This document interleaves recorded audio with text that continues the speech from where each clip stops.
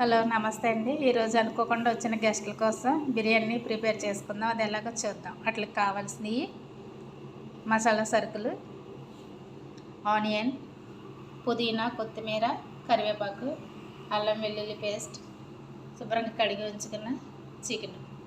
అది ఎలాగా రెడీ చేయాలో చెప్తాను. ముందుగా ఒక గిన్నె పెట్టుకొని దాంట్లో ఆయిల్ వేసుకుందాం.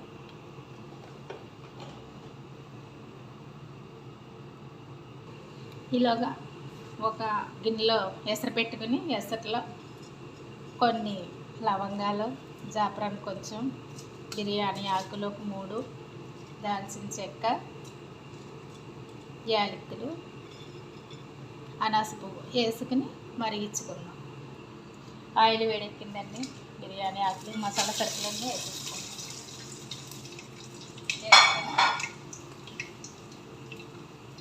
అల్లం వెల్లుల్లి పేస్ట్,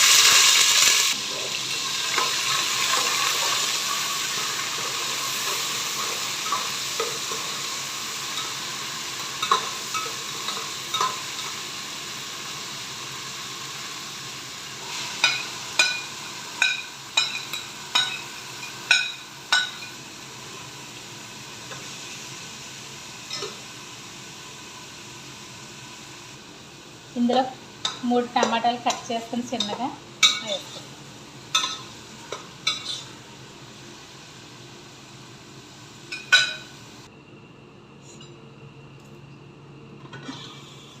ఆనియన్స్ ఫ్రై అయిపోయినాయండి. ఇందులో శుభ్రంగా కడిగి ఉంచుకున్న చికెన్ వేసేస్తాం.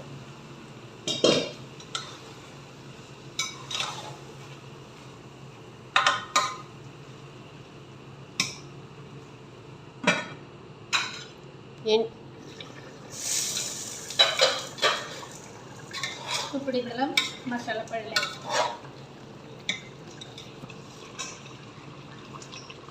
పసుపు, మిరియాల పొడి, జీలకర్ర పొడి, ధనియాల పొడి,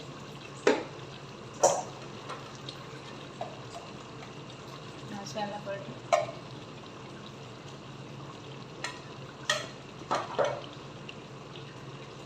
కొంచెం కరివేపాకు, కొంచెం కొత్తిమీర వేసుకుని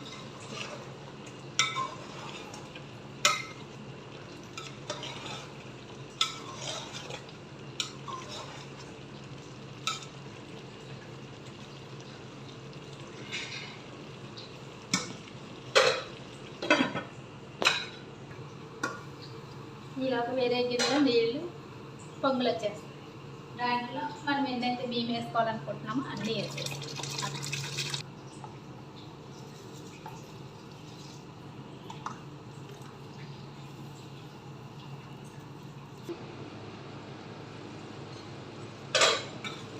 రెడీ అయిందండి. ఇందులో నిమ్మకాయ జ్యూస్,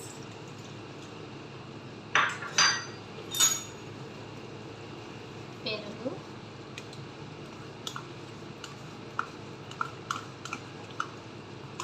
వేసుకొని కలుపుకొని కొంచెం వేయించుకోవాలి.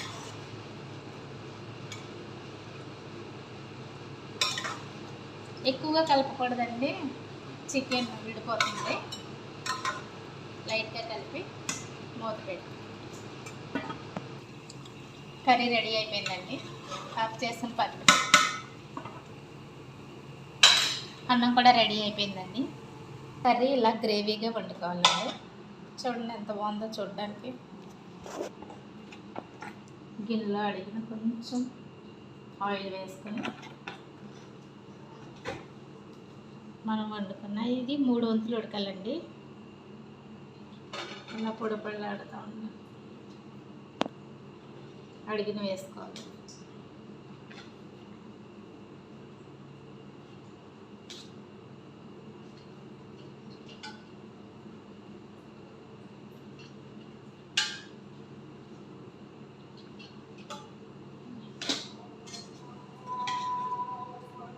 దీనిపైన కర్రీ వేసేస్తాం.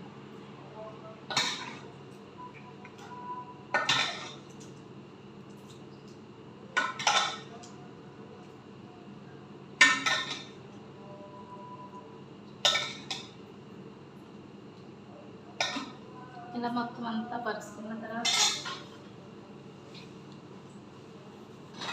పుదీనా కొంచెం, కరివేపాకు కొంచెం,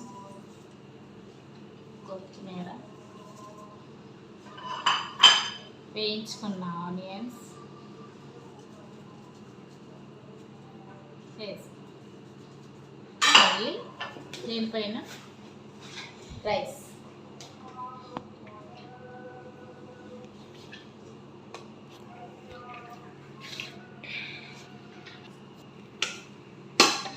రెండో పొర మీద కూడా కర్రీ మసాలా,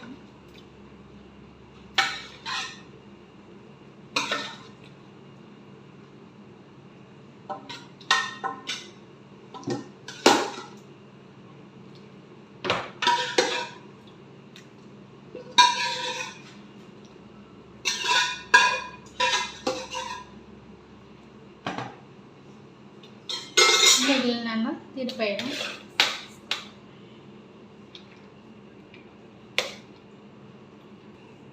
పైన కూడా అన్నం మొత్తం పరిచేసుకున్న తర్వాత కొత్తిమీర, కరివేపాకు అన్నీ కలిపేసుకొని చదివేసుకొని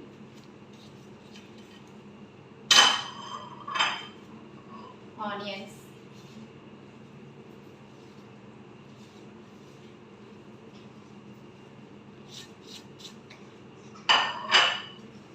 పైన లాస్ట్లో నెయ్యి ఉంటే నెయ్యి వేసుకోండి. నా దగ్గర నెయ్యి లేదు కాబట్టి నేను డాల్డా వేస్తున్నాను.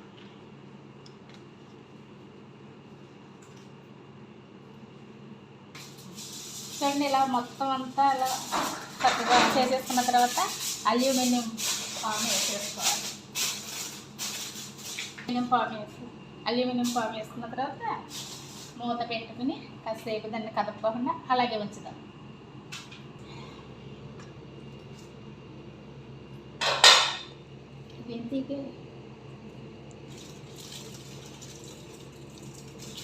రెడీ అయిపోయిందండి.